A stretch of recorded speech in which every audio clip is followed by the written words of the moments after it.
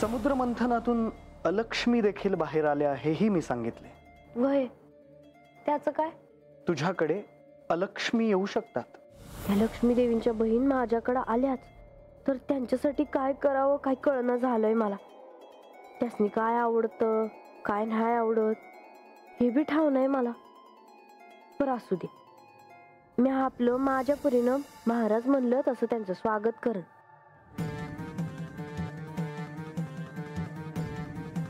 सगळं खूप अनपेक्षित होतं ना. एक ना एक दिवस हे घडणारच होतं. आज तर श्री खंडेरायांनी अशी भविष्यवाणी देखील केली की आपण कोण आहोत हे म्हाळसाला या समुद्र मंथनाच्या कथेतून कळेल. परंतु मला वेगळीच चिंता आहे देवी. माझी भगिनी इथे आली तर काय होईल ह्याचीच ना. हो,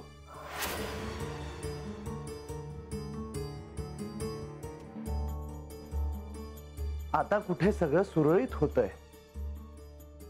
त्यात अलक्ष्मी इथे आली तर संघर्ष अटळ आहे. पुन्हा सगळे वाद नव्याने उफाळून येतील. पुन्हा कारस्थानं रचली जातील आणि सत्य शोधण्याचा मार्ग सगळे विसरून जातील. परंतु मी आहे ना इथे. ती इथे आली म्हणजे सगळं तिच्या मनासारखं होईल असं नाही.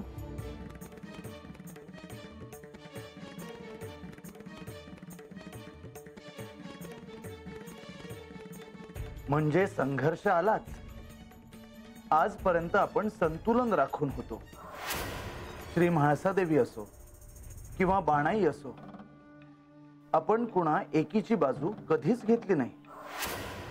आता अलक्ष्मी आली तर ती बाणाईच्या वाड्याचा आश्रय घेईल आणि श्री म्हाळसादेवी आणि बाणाई यांच्यातला संघर्ष वेगळं वळण घेईल. तशीच वेळ आली तर मला मध्ये पडावं लागेल. अलक्ष्मी माझी भगिनी असली तरी तिला नियंत्रणात ठेवावं लागेल. देवी, आपण ह्यात पडू नये. तिला जे करायचं आहे ते करू द्यावं. आपण आपले कार्य करू. मी जिथे असते तिथे ती आधी किंवा नंतर येते, हो ना. मग मला तर असं वाटतं की आपणच इथून निघून जाऊया. म्हणजे तिने इथे येऊन वाद निर्माण करण्याचा किंवा भांडणं लावण्याचा प्रश्नच येणार नाही.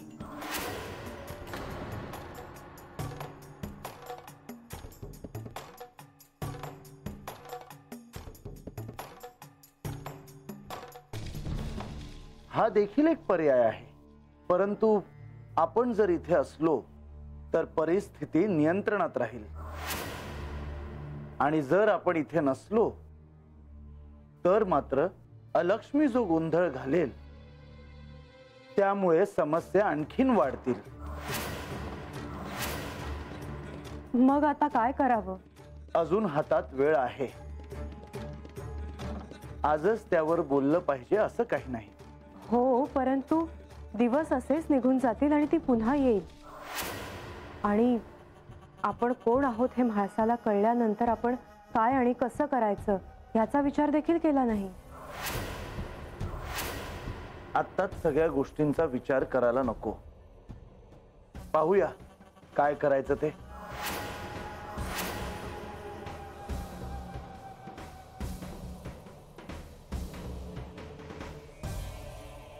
जे काही ऐकावं ते नवलच. काय करावं काही कळत नाही. तुम्ही एवढी पोथ्या पुराण वाचली आहेत, तुम्ही तरी ऐकलं आहे का त्या अलक्ष्मी विषयी? मी नाही ऐकले, परंतु मी त्याचा विचार करत नाहीये. अहो मग कसला विचार करताय? श्री महादेवाने इतके महाभयंकर हलाहल प्राशन केले आणि साऱ्या पृथ्वीवरचे संकट दूर केले. किती मोठे कार्य केले माझ्या आराध्याने. अहो असं काय करताय? मीही ते ऐकलंय, पण आपल्या काही उपयोगाचं आहे का ते? अहो लाभाचा किंवा नुकसानीचा विचार करायला हा काही व्यापार आहे का? मी तर व्यापारात देखील सारे काही माझ्या आराध्यावर सोपवून देतो. लेकीच्या भविष्याची चिंता असते तर तुम्ही असं बोलला नसतात. अण्णा, अहो ती अलक्ष्मी म्हणे भांडण घेऊन येते म्हणून अक्कांना काळजी वाटते. अण्णा अहो खरंच बोलतेय मी. ही माया आहे माया, ती तुम्हाला नाही कळायची. अहो लेकीचं दुःख आहे हे, ही माया नाही, हे सत्य आहे. आई म्हणून दिवस रात्र पाहते आहे मी, आणि जर तुम्हाला ते दिसत नसेल तर ते आमचं दुर्दैव. तुम्ही या सगळ्याकडे कसं पाहता ते महत्वाचं आहे. तुम्ही हे का विसरता आहात की श्री खंडेरायांनी आपल्या म्हाळसाला आश्वस्त केलंय की तिला श्री विष्णूंचे आणि लक्ष्मी देवीचे दर्शन होईल, आणि तिला दर्शन झाले की तिच्या डोळ्यांनी आपण हे सारे पाहणारच आहोत. किती सुंदर आहे हे सगळं, हे साधं नव्हे. ती अलक्ष्मी येऊन कोणालाही दिसली नाही. नंतर कधीतरी ती माणसाला दिसेल, सगळ्यांना दिसेल, पण ती शांत बसणार नाही. तिने माझ्या लेकीच्या संसारात वाद नको आणायला. मला तर हे सगळं ऐकूनच भीती वाटतेय. काय करेल काही सांगता येत नाही. तुम्ही दोघी उगाच भय बाळगू नका. श्री खंडेराय असताना कसलाही विचार करू नका. तुम्ही खात्री देताय म्हाळसाला याचा त्रास होणार नाही म्हणून? आता का गप्प बसलात? अहो, ह्या साऱ्या गोष्टी आपल्या कक्षेच्या पलीकडच्या आहेत. आपण त्या आपल्या परीने समजून घेण्याचा प्रयत्न करायचा. मला माहितीये पुढे काय होईल ते. ती अलक्ष्मी येणार आणि त्या बानूच्या बाजूने उभी राहणार, आणि माझ्या लेकीचा संसार पुन्हा दुःखाचा होणार. शांत व्हा अक्का.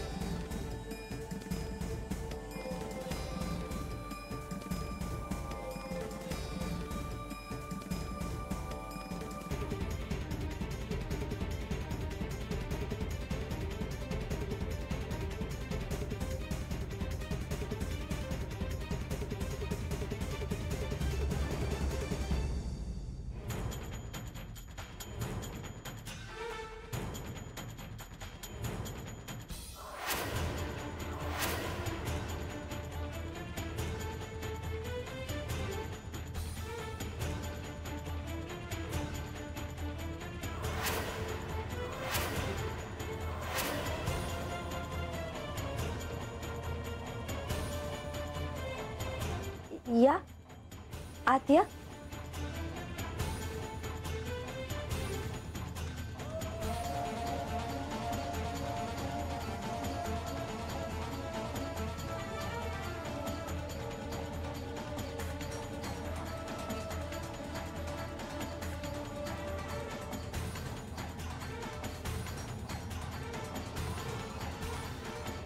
इथे देव बसतात, दुसरं कोणीही नाही, हो ना?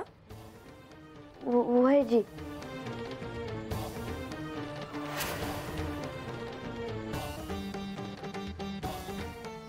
मी तुमच्यासाठी दूध आणते. दूध नाही घेत मी. मग काय आणू जी? ते तुझ्याकडे नाही मिळायचं. अहो सांगून तर बघा. मला मद्य हवं आहे. आणशील? मी तर नाव बी घेत नाही त्याचं. तू मला अजून तशी ओळखत नाहीस, कळेल तुला हळूहळू. वयजी, तुम्ही लक्ष्मी देवींच्या बहीण आहेसा एवढंच ठावा आहे मला. हो, मी लक्ष्मीची बहीण आहे. पर त्यासनी भेटला नाही. मी आलेला आवडलेलं नसणार तिला. पर का जी? कारण मी कोणालाही नको असते. माझी मनोकामना करणारेही जीव आहेत या सृष्टीत, पण सुखात असणाऱ्यांना मी नको असते. पर असं का जी? कारण मी भ्रम तोडते. ज्या सुखाची कामना सगळे करत असतात ना, ते अस्तित्वातच नसतं, पण सत्य कोणालाही नको असतं. म्हणजे सुख नसतंच होय? नसतं, तो भ्रम आहे. तू आहेस सुखात? वय जी, मी आहे सुखात. म्हणजे हा भ्रम सुद्धा मला तोडावा लागणार. असं नका करू जी. एक तर तू असत्य बोलते आहेस. सुखात असणाऱ्यांचे चेहरे मला वाचता येतात आर पार. ते असं सांगावं लागत नाही. म्हाळसा सुखात आहे का? ठाव नाही जी, पर जे देवांसंग राहत्यात त्यासनी दुःखी असण्याचं काय कारण? तुझ्याकडे येत नाहीत का देव? नको सांगूस, ठाऊक आहे मला. म्हाळसाचा भ्रम तोडावा लागेल मला. आणि त्यो कसा? ते कळेलच तुला वेळ आल्यावर. पर म्हाळसातही सुखी राहू नये असं नाही वाटत मला. म्हणजे त्या बी सुखात असाव्या आणि म्या बी सुखात असावी असंच वाटतं मला. आता ते तुझ्या हातात नाही, ते मी ठरवणार. आणि एक गोष्ट लक्षात ठेव, मी इथे आले हे कोणालाही स्वतःहून सांगायचं नाही. पर म्या देवांसंग खोटं नाही बोलणार जी. खूप प्रेम करतेस ना देवांवर? प्रेम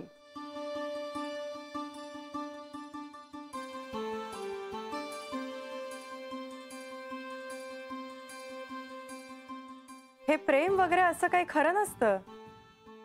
जागी हो. तुझा भूतकाळ तुला ज्या दिवशी कळेल ना, त्या दिवशी माझ्या म्हणण्याचा अर्थ कळेल तुला. पर माझं खरंच जीव आहे देवांवर.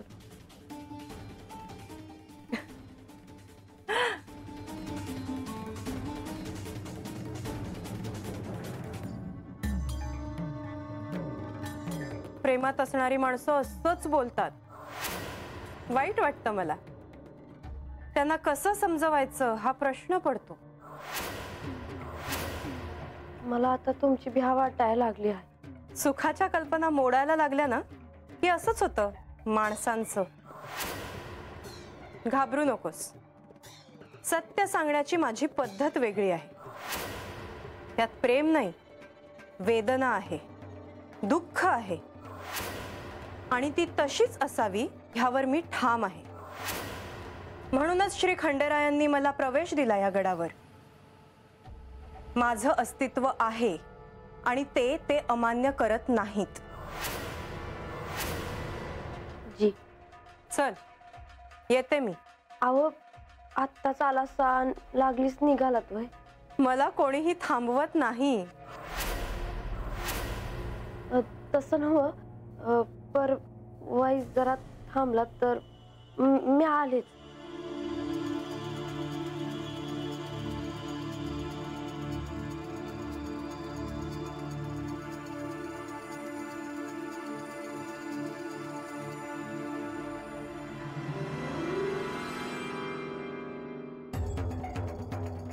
एवढा आदरात इथे करते आहेस म्हटल्यावर येईन मी पुन्हा तुझ्याकडे.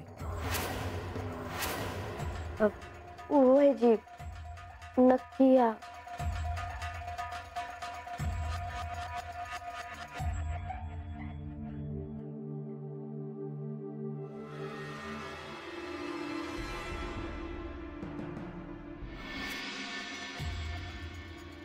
मी जेजुरीत आले कारण श्री खंडेराय आणि म्हाळसाचा विवाह होता. वरपक्षाकडून कोणीही स्त्री नव्हती. मी माझं दायित्व पार पाडलं. विवाह झाल्याबरोबर मी ह्यांना घेऊन विष्णुलोकात जाणार होते. परंतु असं काही घडत गेलं की मी आणि हे विष्णुलोक सोडून इथेच राहिलो. इतका मोठा काळ असं राहावं लागेल असं वाटलं नव्हतं. इथून जाण्याचं मी अनेक वेळा ठरवलं, पण प्रत्येक वेळी असं काहीतरी घडायचं की मला थांबावंच लागलं. आता तर माझी भगिनी अलक्ष्मी इथे येऊन पोहोचली आहे. आता मी काय करायचं हा मोठा प्रश्न आहे. देवी, म्हाळसा या ना.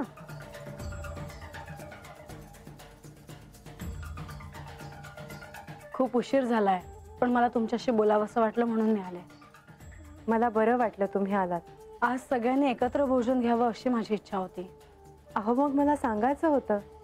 मी आले असते आणि सगळी व्यवस्था देखील पाहिली असती.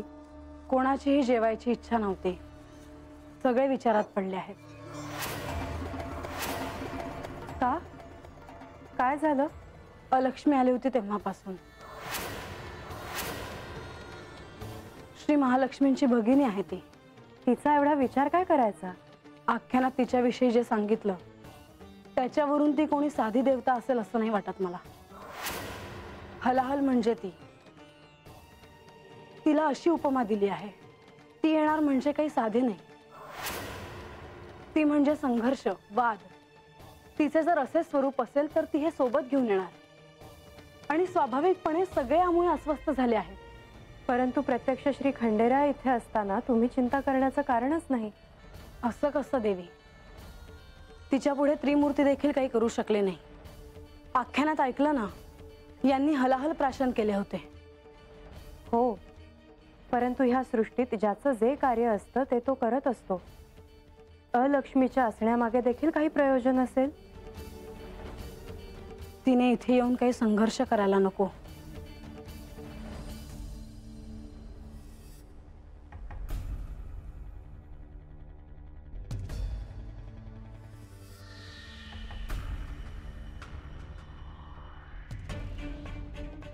आले गणोबा, चौडप्पा, हां.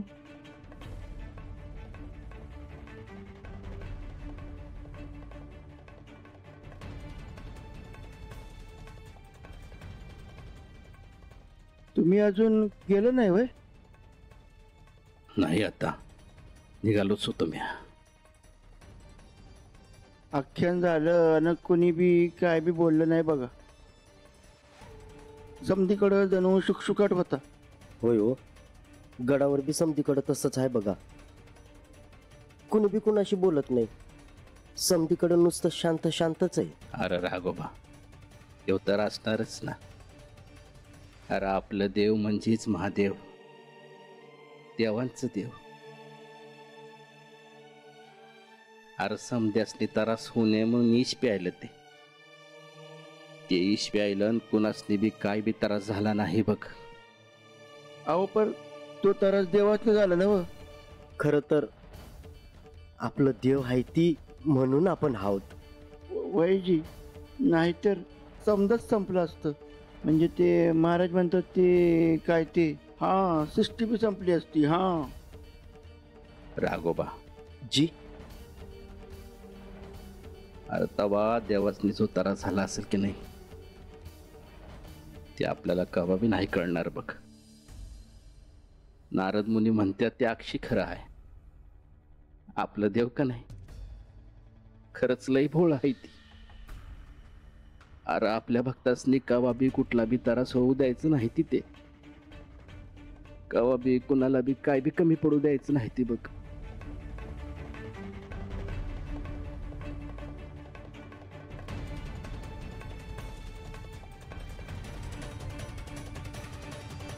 तुम्ही असं अस्वस्थ झाला आहात हे योग्य नाही. तुम्ही स्वतः तिला निष्प्रभ करू शकता.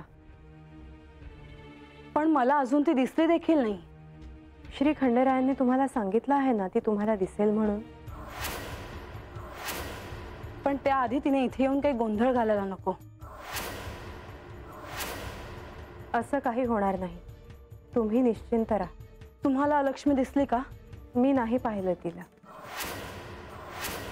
अलक्ष्मीचा विषय निघाला की मला अस्वस्थ व्हायला होतं, म्हणून मी तुमच्याशी बोलायला आले. परंतु मला तर वाटलं की तुम्ही आनंदी असाल.